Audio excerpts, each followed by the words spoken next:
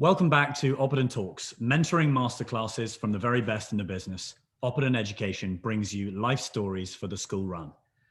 Today's guest is Jim Cregan, the founder of Jimmy's Iced Coffee and the man at the helm of one of the fastest growing drinks brands in the UK. In a small cafe on the South Coast in early 2011, Jim started mixing coffee with his sister Susie, and the idea for Jimmy's was born. In this podcast, we discuss Jim's childhood, his upbringing, and the launch of his brand. We look at the skills behind starting a business, managing a team of people, and the stress of having a business with your name on it. Jim, thank you for joining us today. Oh, thanks very much for having me. I'm stoked to be on this with you guys. Thank you, Jim. For those who are listening rather than watching, Jim is sitting in a very trendy hat. He's got a resplendent beard and a very impressive array of different coffees sitting behind him. But I want to go back to the beginning. Jim, can you tell us a bit about your childhood and what were your school reports like? Oh, wow. Yeah. So I was fortunate enough to grow up in Dubai. I was born in Middle East and I lived there for about 18 years before coming back to the UK. School, yeah, my reports actually, they were always, Jim, it always just said Jim is really, really enthusiastic about everything, even though he's quite rubbish at everything at the same time. So he'll go in to a maths class and just be really passionate about it, but come out with all the wrong answers. So I think it's all the front end kind of like positivity and optimism is what I had. But the skill set required to actually sit down and really, really concentrate wasn't really my bag. So yeah, that was my reports. Would your teachers, would they be surprised to learn that you own a very successful business? Very. I think they always used to they'd just give me a pat on the head and be like, off you go, Cregan. Like, I think they probably kind of maybe enjoyed my company because I was just always friendly. I think I was never like a nasty kid. So I think they probably would have thought, oh, he's just a happy lad. Like whatever happens, he'll just be happy, which is I guess one of the coolest things about the whole thing. I actually bumped into my old economics teacher who was doing the peer-to-peer swim from Boscombe to Bournemouth, and he came out of the water and I was like, Mr. Agent, and he was like, James Cregan. And I was like, yeah, that's me. And he's like, oh my God, what are you doing? How are you? And we got chatting. I said, I'm running a iced coffee company. And he was instantly talking about like, how's it going? Because he was my economics teacher and wanted to know what we're turning over and stuff. And I told him, and he was just like, oh my, I didn't think that you had that in you, considering you got an N in economics. And that goes A, B, C, D, E, N, U. That's how bad I did. But, you don't have to be good at economics to start a company. And what I love about that, Jim, is that he's still Mr. Agent, 15 years on. Yeah, but, that's cool. He enjoys his career. That's a great thing. Exactly. Can I ask, if you were in a position of power now in the school system, what would education look like? What would you be doing to the system? Well, that's actually an interesting question because I've been into a couple of schools to go and talk about stuff like that. And I think it's more about trying to get people to understand two things. One, what they don't want to do in their life as opposed to what you want to do, because the chances are you don't really know what you want to do, but you definitely know what you don't want to do. And I think the first question is asking kids, do you want to work inside or outside? And that's a nice thing to think about. Because if you want to work outside, then you can go and work on electricity boxes for BT, you can do pylons, you can do kayaking instructor, you can be a tree surgeon, you can do motorway maintenance, you can do all these different things, or you can work inside and you're going to be stuck on a laptop all day, and it's up to you what you want to do. And I think that's kind of like a nice thing. So trying to just get that into people's heads, and then actually physically just go and just introduce more apprenticeships and more hands-on things where kids don't have to just sit at a desk all day and do paperwork and stuff, because I just don't see that as a useful option, because I didn't fit that. I could never really sit down and write essays. It wasn't my style. I like to be out and about doing stuff, talking to people, and being able to offer that to people to be able to understand and channel them into places they really want to go, or where they succeed and enjoy. Then that seems to be the better option.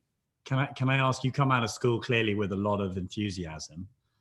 What do you think is the like role of enthusiasm in getting jobs going and getting businesses moving? There are a lot of kids out there probably who are very enthusiastic, but perhaps don't know quite yet what the value of that enthusiasm is. Yeah, I think there's enthusiasm can run away with you, and it can become kind of unrealistic. You've got to have realism with enthusiasm. So in our company, I'm kind of like the helium balloon, and my sister is the ground anchor holding the balloon in place. Otherwise, it just goes off. And enthusiasm can do wonders, like in terms of getting you out of bed and getting a meeting and getting people like interested about what you're doing. But then sometimes it can be a bit of a hindrance because you just end off just going off in this random tangent where you haven't really sense checked stuff. So there's definitely a role to play in it, but you've got to have those like milestones of, right, stop, is this working? Yes, okay, then keep on being enthusiastic. And if it's not, then right, let's just rein it in a bit and deal with the issue and then move on to the next bit. So you mentioned Susie, your sister there. I know you guys are very close. Tell us then about the launch of Jimmy's. Why did you decide to do it? What was the story behind the launch? Well, so I was doing the worst jobs in the world. I was a labourer digging holes, and then I had another job where I was an MC, so just standing on festival main stages, dressed up in very, very weird outfits, shouting at people on microphones. And both jobs just didn't really work out for me very well. I mean, I enjoyed the microphone stuff, you know, going to festivals and drinking beer and shouting at people and meeting loads of artists and stuff was really, really fun, but it wasn't like the most sustainable of things. So I kind of had a bit of a reset and took my girlfriend, who's now my wife, to Oz. And it was in Oz that we discovered ready to drink iced coffee in a petrol station, which I just thought was the coolest thing I've ever had in my life. Never even heard of iced coffee before.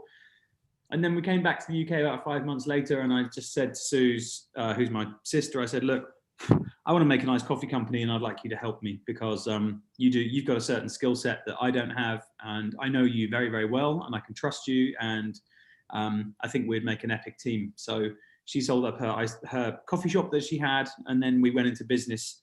And in 5 months, we kind of created the brand, the ingredients, the packaging, kicked off a bit of marketing, and we launched in Selfridges on April the 7th, 2011. And the rest is kind of history. Can I ask how the coffee is actually made? I don't think people know enough how that kind of thing happens. Say that again, sorry? How the coffee is actually made. Oh yeah, so we aren't a small batch, handcrafted, artisanal iced coffee company. We are made in a full-blown factory, which we don't mind telling people about because that's the way of the world sometimes. So we simply, we source amazing coffee from Colombia, from a place called Huila, which is a region in Colombia. That gets sent over here. We mix coffee and water, and then we add milk and a little bit of sugar, and then we put it into cartons or cans, and then they get into boxes. Boxes go onto pallets. Pallets then go to regional distribution centres, and then they send them out to the supermarkets, get put on the shelf, put through the till, drunk down the gullet, thrown in the recycling, and off we go again. Am I right in saying that you don't have that many competitors, or is that a myth? No, we've got a few. We've got, we've got like Starbucks, and we've got a company called Emmy, and there's a bunch of other ones that are kicking about. Luckily, because we stumbled across iced coffee quite a long time ago. You know, we're in our 10th year this year. It was not easy by any stretch of the imagination to get into a supermarket, but I think we hit it just before it kind of got discovered. So we managed to get our space in the supermarket, and then it kind of took off. I think had we tried to do it, 4 years ago or something, I think it would have been a much more challenging situation. For anyone interested in marketing and comms, seems to me that Jimmy's is the perfect example of a business that you buy into as much the story as the actual product. I think you said once that when people buy Jimmy's, they're picking up a bit of Dorset. Is that true? Yeah, I like to think so, because people have said that to me before. And I think there's something with products. There's these three things that make a product work, and it's the branding, it's the packaging, and the ingredients. And unless they come together as like one unified rad thing, then it doesn't necessarily work. And I quite like the mix of our stuff, the branding and the packaging and the ingredients all kind of come together nicely. And it's something that people genuinely enjoy. It's not just the taste of the product and the cold refreshing factor. It's actually having a can in your hand or a carton in your hand, and then the brand just looking pretty cool in your cup holder, and you just generally feeling like, okay, just kind of feeling a little bit more I don't know, it's just something about gaining a bit of brand loyalty. And I think when people scratch beneath the surface and they jump on our Instagram, or they see us at an event, majority of the time they'll see us in flip-flops or shorts, or we'll be at the beach. And we like celebrating that kind of stuff. We're not like an urban style London brand. We're very much about just go to the beach and hang out and have a barbecue, and hopefully people get that and try and maybe have that gets instilled in them when they're drinking our stuff. You, I believe at one point, was selling a carton every 5 seconds, 6 million cartons a year. Your fan base is wide and varied, including the well-known Lewis Capaldi. Tell us about that relationship. So we've got a couple of buddies who know a fair amount of people, and we just said, God, do you know what? It'd be really rad to get some product into Lewis's hands. And the reason why we like Lewis is because he just doesn't care. He's just so funny. His music and himself are two totally different things. If you follow him on Instagram, you see his stories, he's just utterly hilarious. And I really like utterly hilarious people who don't take themselves seriously, who love life and generally just mess about. He's obviously incredibly successful, which is awesome. And that's the reason why I wanted to see if he'd be interested in working with us. So once we got in touch with his agent, we said, look, dude, can we send him some stuff and see what he thinks? And it turns out that he really, really enjoys the product. So we're just kind of like building a bit of a relationship with him. And it's just really fun. It's really cool. Can I ask, beyond the lovely blue carton and the great coffee, you are also the brand. It's called Jimmy's, you are Jim. What's it like playing that role? It's really fun. It can be hard sometimes. I think when I was properly in the thick of it for the first, I don't know, 5 or 6 years. I'm wearing a branded hat now, but we used to have these keep your chin up hats or KYCU hats that I would just never take off until I got home, and then you put the hat down. And you're kind of playing two people. You're playing Jim, which is the normal me, which is the guy who has 2 kids and an awesome wife, and just the standard home stuff that you've got to do. But then when you're wearing the hat and you're out and you're doing talks at a school, or you're doing talks at some business thing, and you're pitching to a client, and you're on the motorway and you're doing all these other things, you're not another person, because you don't want to be 2 different people, but you kind of are. You're basically wearing 2 hats. And it's kind of nice to, in the last couple of years, that it hasn't been so full on of Jimmy. It's actually been about the people in the company and what we're up to and all the other great things that we do. And it kind of gives me a bit of a break and allows the product to do the shining. And that's been a nice kind of slow release, if that makes sense. Jim, I'd like to kind of switch tack slightly and talk about business advice in general. Yeah. There will be people listening to this as young as 12, probably, who are keen to start a business. It seems to me you represent the modern entrepreneur in terms of that enthusiasm and energy beyond the kind of MBA, let's say. What qualities do you think make up a good entrepreneur? I think it goes back to the 2 main things of being enthusiastic and passionate, and then the other thing being realistic. So you've got to be able to get out of bed in the morning. That's one of the qualities that you need. And you've got to have belief in what you're doing. Because if you don't believe in what you're doing and you just think it's there to make money, then you won't really do it. You've actually got to have your heart and soul into it. And that's where your enthusiasm and positivity comes from. So that's fundamentally the most important thing. Because if you're not enthusiastic and you're not positive, or you're not passionate about something, then there's just literally no point, because you might as well just stay in bed. But then there's just the reality check, which is the more serious side, where you have to take a moment to listen to yourself and listen to the business, because the business is like a baby. It can scream at you, but you don't understand what it's saying, and you have to try and understand. Like when a baby screams at you, it's either because they're tired, they're hungry, they're thirsty, they might be feeling some pain, but you don't know that. And it's the same with a business. You've got to listen to it very carefully so you can actually understand what it needs. And you're the spokesperson for that business as well. So it's that realism side and the enthusiasm side. I think those two things, and just having a very clear sense of, like, common sense goes such a long way. People look at business and think it can be very challenging and technical, which it can. Once it's grown, there will be departments where people are very technical, like our finance department. I could never go anywhere near, and our logistics department I wouldn't go near because I find it too boring and I would just fall asleep at the drop of a hat. But these guys here, they're so in tune with it, and it's their favorite thing. But in general, running a business is actually just a lot of common sense, and you just have to be realistic about the whole thing. Can I ask, what's a key mistake you've made that others can learn from? Probably by not being as realistic as I could have been at the beginning, just because I was so excited and so hungry to start the company that you end off running off in all these different directions, and you kind of finish the end of the month and you go, right, what have I just done? And you look at it and you go, wow, I've just done loads of things. How many of those things actually worked? Oh, maybe one of them. Okay, what is the reason here? Oh, it's because you say yes to everything. You're really excited, and if someone asks you to do something, you'll just go and do it. So it's a case of really taking an extra bit of time to consider what you're doing and whether you should go and do it. So there's a thing we have, like, just basically called sleep on it or take 24. So if we've got an idea, we will go, okay, well, let's sleep on it, come back tomorrow, and then we'll decide whether we want to do that idea or not. And if you do that, it sounds like a long time to wait, but you will save yourself so much time if you say yes to the wrong thing. Sage advice, Jim. That. We're now going to, before our game of Biscuit Face. I got one more question too. I just want to ask, to you, with all the things you've done, how do you define success at this stage?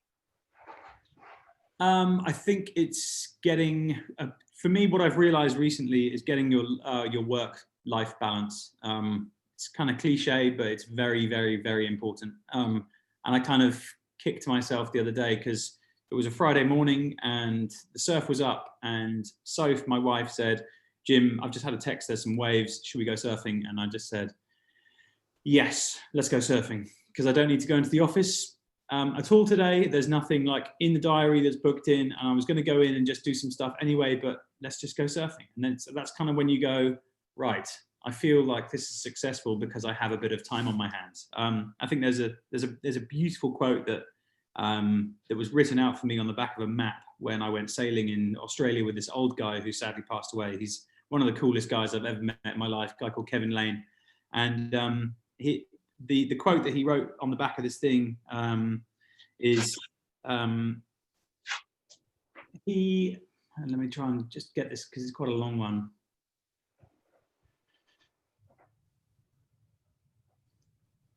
I'm going to have to just come back to it because it's a real long one. I just want to make sure I've got the... For those who can't see what Jim was looking like, there was this sort of very wise, pensive face. Yeah, I'll get the wording, and it needs to be right.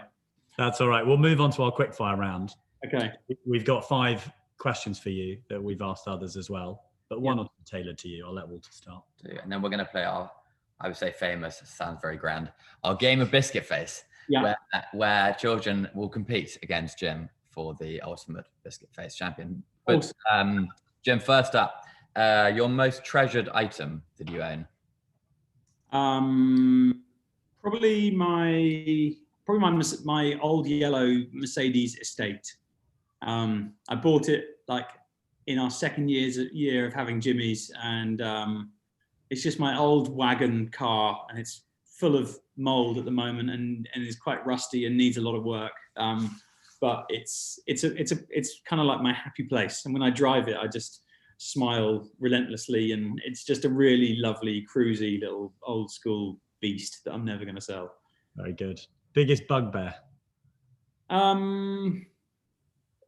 Probably, I mean, I do love animals, but I cannot stand it when people don't pick up their dog poo. And we live on the beach, and I see a lot of dog poo lying around, and I'm just like, dude, that just really, really riles me. And actually even dropping, like, people leaving rubbish as well, that's actually probably an even bigger bugbear. And I see that, like, in the summer, you go down to the beach and people have left entire barbecues, glass bottles, stuff, just literally just in the sand. They just up sticks and go, and you're like, what are you doing? Are you actually crazy? This is ridiculous.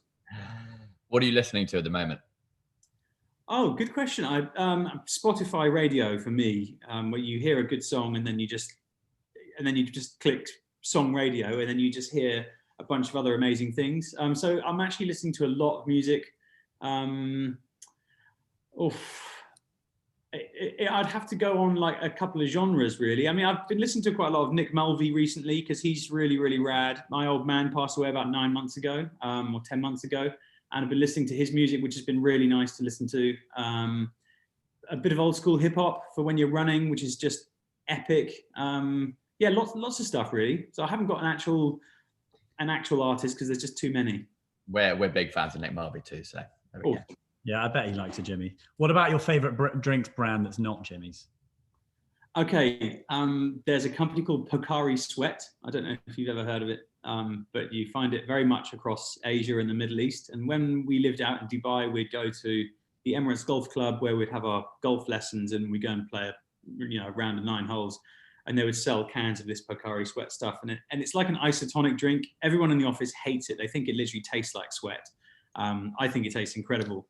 And my sister bought me a t-shirt and a jumper of their stuff the other day. And I was just like, yes! There's just something about it that is just so like old school 80s Dubai. And it's that nostalgic piece. So when people pick up a Jimmy's and it reminds them of Dorset, I pick up a Pocari Sweat and it just reminds me of like hot Dubai from when I was a kid.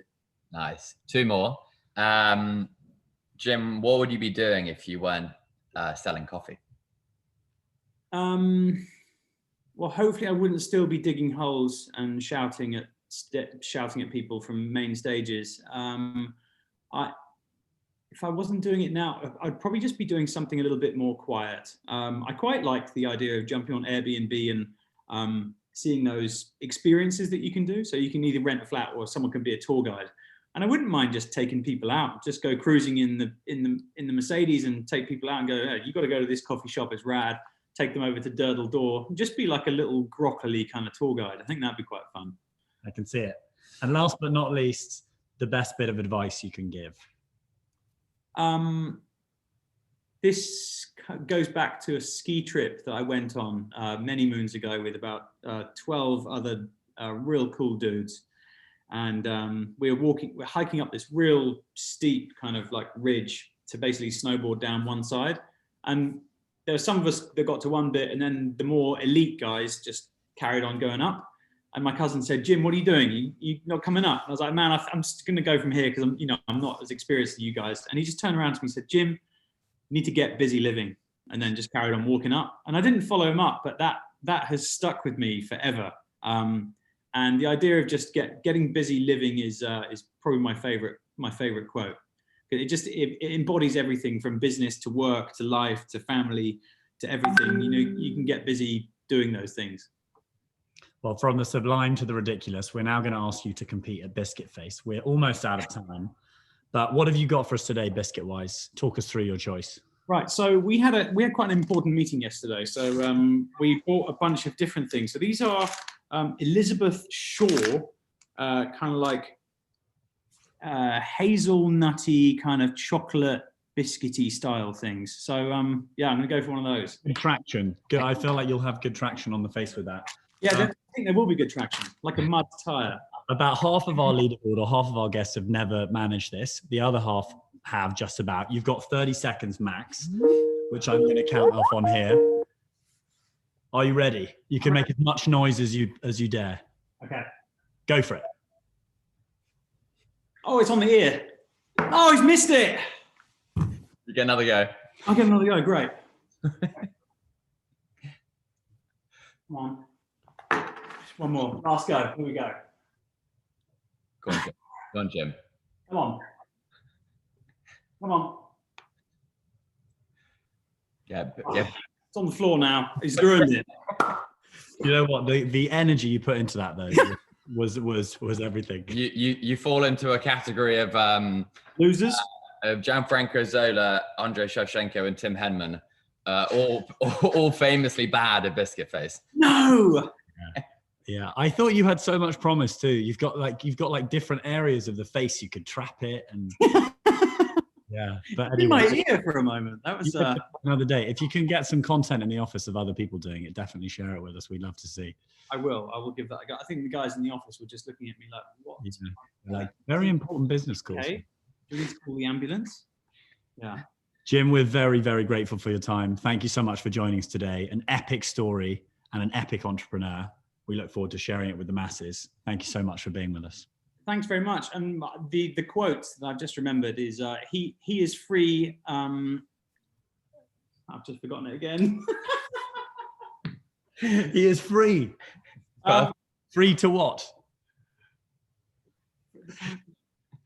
He is free who is able to know how to hold in his own hands the power to decide. That's the quote. Mic drop. Mic drop. Thank you so much. See you soon. Enjoy.